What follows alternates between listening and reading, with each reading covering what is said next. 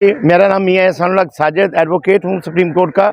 मैंने हल्का 160 से अपने कागजात नामजदगी बतौर उम्मीदवार पाकिस्तान तहरीक इंसाफ जमा करवाए। उसी हल्का से मेरे से कबल मोहतरमा मरियम नवाज साहबा ने भी कागजात अपने नामजदगी जमा करवाए थे। जब मैं कागजात नामजदगी जमा करवाने के लिए अपने दोस्तों के हमरा वहाँ पहुँचा रिटर्निंग अफसर के ऑफिस के बाहर, तो रोका गया और पूछा गया कि कौन से पार्टी से आपका ताल्लुक़ है। तो मैंने जब बताया कि पाकिस्तान तहरीक इंसाफ से मैं हूं, तो पुलिस का एक जत्था हमारे ऊपर बढ़ा हमारी तरफ, और एक पुलिस एहलकार ने मुझसे कागजात छीन के भागने की कोशिश की। मेरे हमराही दोस्त जो वकला बड़ी तादाद में थे, उन्होंने रोका और रिटर्निंग अफसर के ऑफिस में हम कागजात ले जाने में कामयाब हो गए। लेकिन वहाँ पे फिर एक डिप्टी DSP साहब जो है वो अपनी पुलिस फोर्स के साथ मौजूद थे, उन्होंने कागजात छीनने की कोशिश की।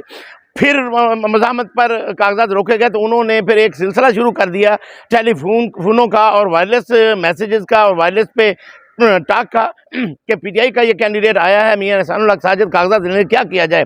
तो ये सिलसिला तकरीबन 1.5 घंटा जारी रहा। हमने कहा कि हमें क्यों बिठाया हुआ है आपने, दरवाजे बाहर से बंद कर दिए गए थे रिटर्निंग अफसर के जो ऑफिस के।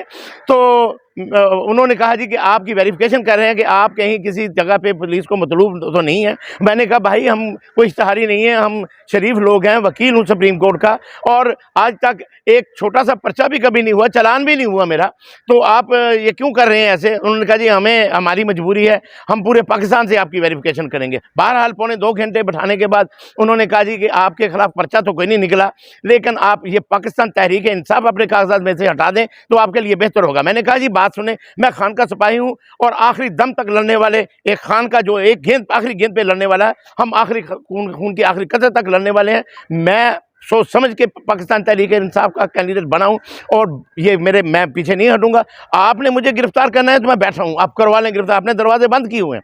बहरहाल उन्होंने कागजात 2.25 घंटे बाद हमारे रख लिए, लेकिन ये कहा कि आपके लिए मुश्किलात बढ़ती जाएंगी। उसके बाद आपके कागजात का क्या बना, मंजूर हो गए कि नहीं? मेरे कागजात अब कल उन्होंने रिजेक्ट कर दिए, मुझे हमें बताया नहीं जा रहा था कि क्या है। अब उसके बाद मैं बताता हूँ, कागजात नामजदगी के फ़ौरन बाद हमारा घेराव शुरू कर दिया, मेरे बच्चों को डराना, मेरे घर का घेराव।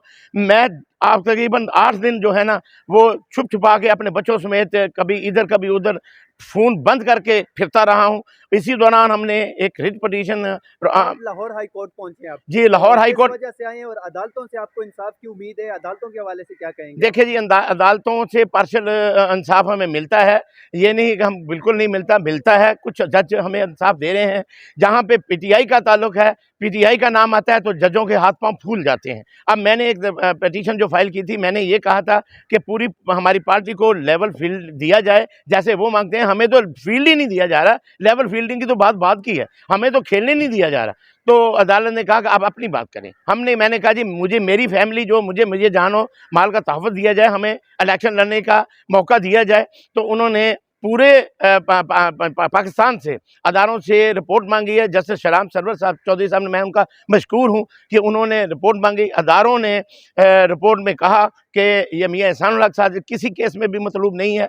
तो कल फिर उन्होंने ये हुक्म दिया कि फिर इनकी फैमिली को क्यों हरासा किया जाएगा, और ये उन्होंने जारी किया कि किसी तौर पर इनकी फैमिली को अगर ये मतलूब नहीं है तो फिर इनको क्यों हरासा किया जा रहा है। तो मैंने फाजिल जज को कहा कि ये मतलूब कर देते हैं, इनके पास हथियार है, इनके पास अख्तियारात हैं। तो जज साहब ने कहा अगर आएंगे तो फिर आप इनके खिलाफ तौहीन अदालत में आ सकते हैं।